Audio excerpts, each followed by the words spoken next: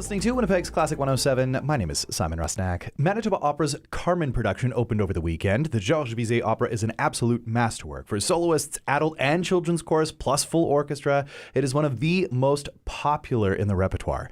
Now, for those who were unable to be there on Saturday night, fear not, 2 more performances to take in, Wednesday and closing night on Friday. And to chat more about the show, I'm joined by soloists Daniel Okulitch and Lara Secord-Haid. Hello to you both. Hello. Hello. I'm so glad that you're both here. Lara, we just spoke last month ahead of your MCO debut. That's right. Daniel, you and I last chatted in 2018. You were here singing the title role of Don Giovanni in the Manitoba Opera production, in which you were just fantastic. So it's so great to have 2 returnees to the Classic 107 studio to chat. Now, I was one of those who was unable to be there on Saturday, but from what I've heard, it was a great show to a packed Centennial Concert Hall. Lara, what was it like performing in front of a hometown crowd again? Oh, so nice, so warm, so incredible. And just hearing people come up afterwards and say, this was my first opera and I'm definitely coming back, it's just the warmest feeling in the world. It's so good. And Daniel, what was it like being back with Manitoba Opera again? It was great. The crowds here are always so just appreciative and enthusiastic. And exactly what Lara said, that there were numerous people who had never been to the opera before. And I think Carmen's a really great opera for that. You're going to recognize the tunes. The action moves along. It's a great first opera, even for younger audiences. They really appreciate the fieriness of it. And so anytime you have an opportunity to give someone a good first, because sometimes you only get one chance. Yeah. You know, someone comes to the opera, it's their first time. If they don't like it, if it's not a good show, they're like, oh, I guess I don't like opera. So if this is your first opportunity, give it a shot. That would be my advice. Yeah. You get to do it 2 more times, Wednesday and closing night on Friday. And we're going to be chatting more about this show.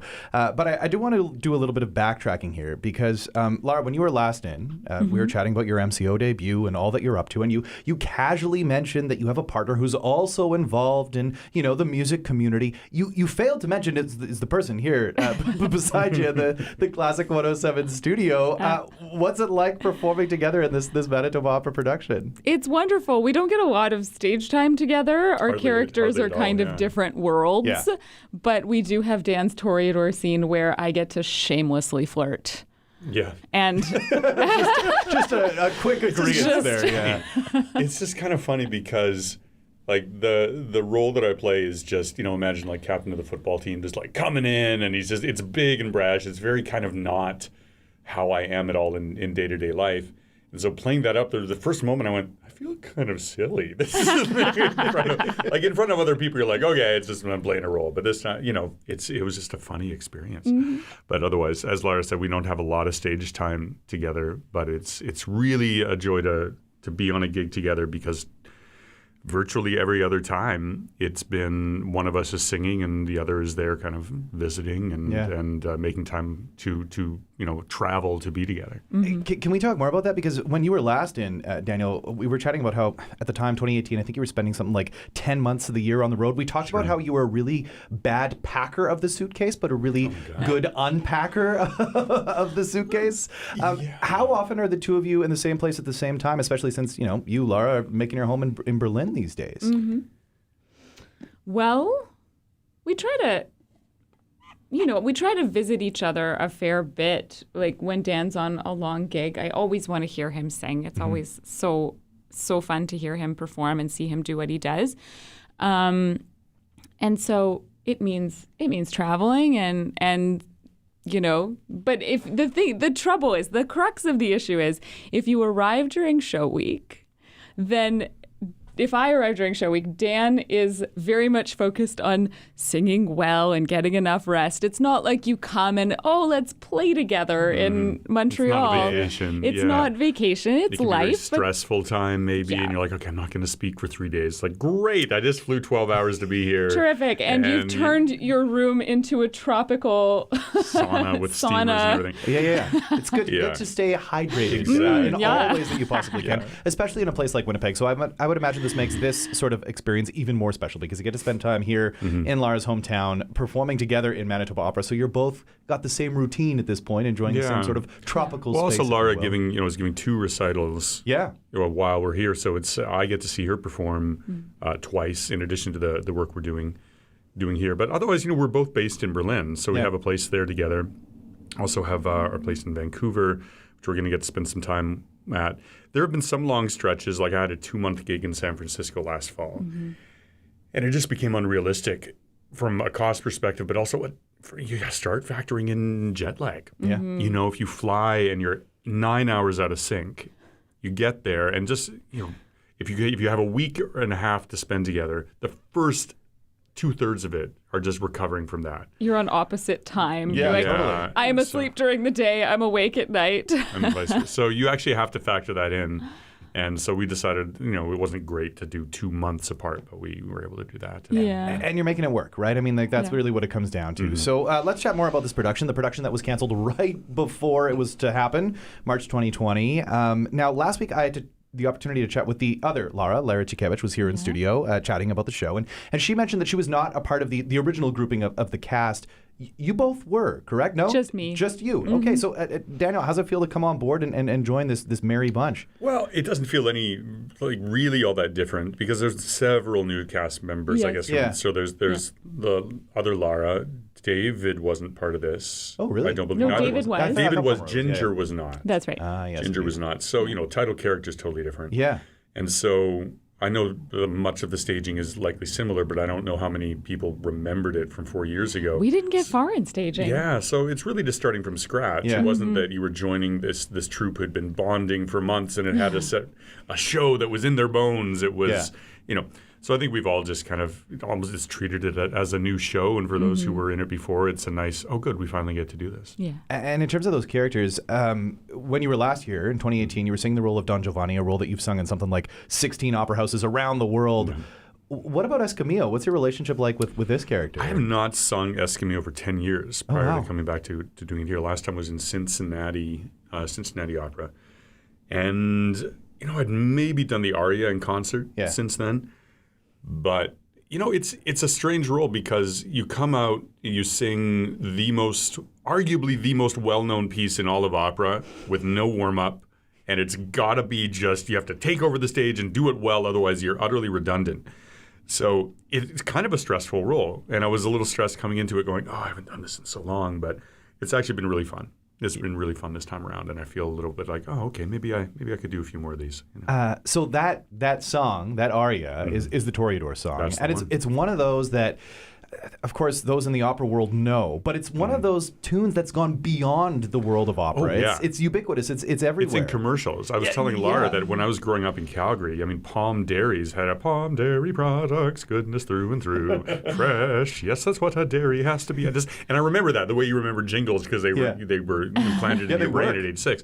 Yeah. So, but all over the place, you listen to commercials, go, oh, there's the Toreador again. They just love using it. Was that your first interaction with that tune? Before you knew you wanted to be an opera singer? Probably. It still goes through my head. Yeah. I'm still it goes through my head at random times. It is in there forever. I mean, and in terms of these tunes, there's the Toreador song, and then there is also the tune that is known as the Gypsy song. And Lara, you're involved in that one. You get to do a little bit of tra-la-la-la-la-ling. Oh, I thought you would say that the habanero was the most... Or the habanero as well, yeah. There's the moral of the story being there's so many tunes from Bizet's Carmen. Yeah. So what do you think it is about this opera that has given us so many masterpieces, even just beyond those individual tunes? I mean, this is one of the works in the canon. What do you think it is about the score that makes it so special? I'm trying to puzzle that out myself backstage, listening along, and I mean that it's an opera with dialogues and numbers sometimes makes it feel a little more musical theater, and but I'm not sure. It's just the melodies are so catchy. The chorus numbers are so catchy. The entr'acte music, I find myself humming all the time. So and so I'm not exactly sure, but every moment you're gripped by either melody or action or drama or something funny or something sad. And I think you can't get bored. You can't. And one of the things the other Lara mentioned was that everyone is so invested, not only the soloists, but every cast member, the chorus members up on the stage, totally committed to whatever they happen to be doing on the stage, right? And I mean, that just makes this even more engaging. There's a full orchestra. It's just one of those grand works. Can you tell us a little bit about Frasquita? You mentioned getting to do a little bit of flirting back and forth, but she, one of Carmen's dear friends, if you will, right? Yes. Well, this is my first Frasquita. The first one was interrupted 4 years ago by a pandemic. And so finding this character, particularly with Ginger, who's done the role of Carmen so many times, has been a real joy because she feels strongly about Mercedes and Frasquita being her gal pals, and there's a strong bond there. And so we get to play a lot, and we get to play off of Carmen. And director Brian Dietrich really sees our characters as being like Carmen's in training. Like, we want to be that cool. And so it's this process of always trying to emulate what's cool about Carmen, and but also just have a deep friendship with her on stage, and have a lot of fun and live this lifestyle of rejecting the rules of society and, inviting Don Jose into our world. Yeah. It's really fun. I think it's one of the things that Brian is bringing out in this is the fun. Yeah. There's just a lot of joie de vivre in the whole thing. There's a great life force. This piece is about life force. It's about Carmen being this force of nature, being this someone who takes ownership of herself. Don Jose also, he's tapping into a primal, jealous possessiveness. These are just, I think part of the reason, back to your earlier question, that this piece is so popular is because, yes, absolutely the music, but there's a strength in the plot. The characters are so clearly defined. What each of them wants is so clear. Even the minor characters, it's like we know who these characters are. They get moments to define who they are, to express themselves musically. And so it all kind of fits. And so there's no, and Brian's leaning into a very clear telling of this story. There's no sort of, weird interpretation of it because the strength of the story carries it. Yeah. It's just a strong libretto in that way. Yeah. And those can be maddeningly hard to find. And then also one that's supported by music that people really respond to that does, as I said, define each character. Like Lara, who plays Micaela, her aria and her duet tell you who this character is. And that's also kind of hard to find. Yeah. Where you understand someone through the music they're singing.